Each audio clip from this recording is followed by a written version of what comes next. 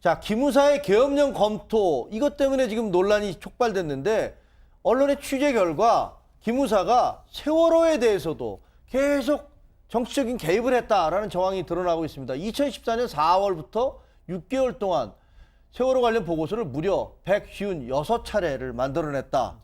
이게 무슨 소리죠? 뭐 며칠에 한 번씩 만들어낸 겁니까? 이틀에 한 번꼴로 문건을 하나씩 작성을 해서 보고를 한 건데 네. 그렇게 많은 숫자가 만들어졌다는 것도 그렇지만 내용도 굉장히 의아한 게 대표적인 게 박근혜 전 대통령의 이미지를 제고할 수 있는 방안을 기무사에서 올렸습니다. 대통령의 이미지요? 네, 그 내용이 뭐냐면 사과도 하고 뭐 이렇게 조치를 취했는데도 불구하고 계속 정부에 대한 지지율이 떨어지고 있다. 이거를 극복하려면 어떻게 해야 될 것이냐라면서 대국민 담화를 열고 좀 많이 감성적인 모습을 보여야 될 것 같다. 근데 감성적인 모습이 예로서 이명박 전 대통령이라든가 오바마 전 미국 대통령의 이름이 거론이 되고 있고요.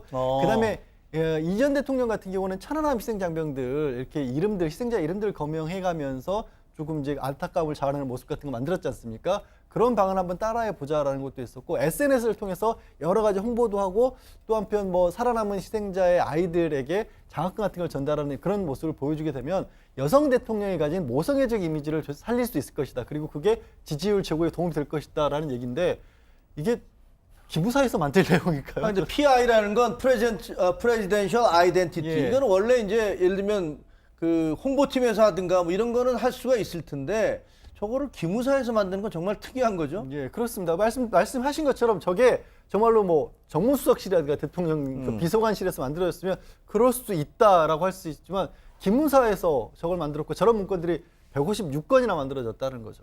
자, 그렇다면 이 기무사가 이런 문건을 작성한 5일 후에 실제로 박근혜 전 대통령은 대국민 담화를 했습니다.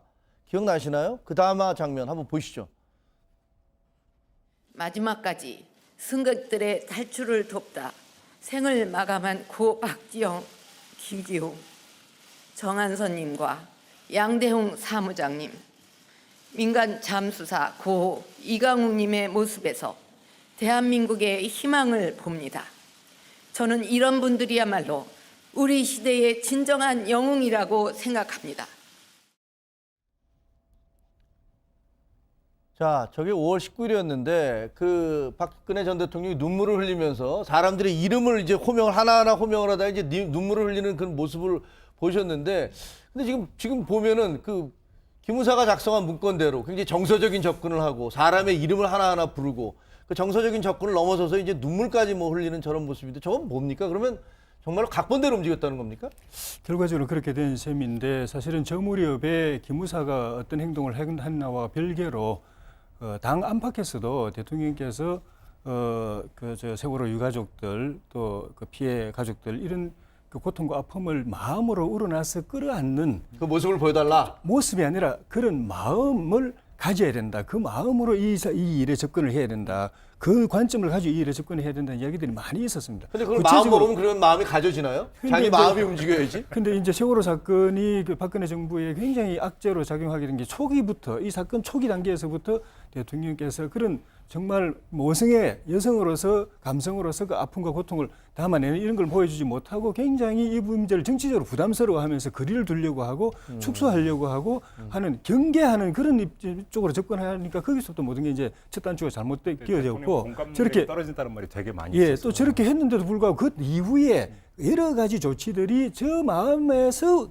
연장 이어져 가지고 됐는데 그 뒤에는 또 냉담한 조치들이 계속 이어졌거든요. 지금 말씀하신 게 저 장면 저도 그때 보면서 느꼈는데 예. 그 이전까지 너무 냉담하게 하다가 갑자기 저 대목에서만 눈물을 막 흘리고 그러니까 저건 뭘까 이런 생각이 들었는데 지금 말씀하신 대로 그 이후에도 저 눈물 이후에도 실제로는 뭐 진짜 따뜻한 마음을 보여주든가 이런 건 없었어요. 청와대 그 유가족들하고 한 번 만나긴 했지만 그 이후로는 안 만났거든요. 네. 그리고 또 그 인양 문제라든가 또 뭐 그 보상 문제라든가 또 기념 문제라든가 이런 조치들에 있어 가지고 국민들이 볼 때는 늘 청와대가 대통령이 소극적이고 굉장히 좀 부담스러워하는 그런 것들이 끝까지 갔기 때문에 저게 빛을 발휘하지 못했는데 좀 전에 말씀하신 김문사 말씀에서 제가 말씀드리자면 대한민국의 군정보기관은 방첩대에서부터 해서 보안사, 기무사까지 결국은 정치 개입, 최고 권력자의 이 방패막이 노릇한 그 역사의 계속이었습니다. 아시는 것처럼 방첩대도 그랬지만은 보안사령관 12.12 사태에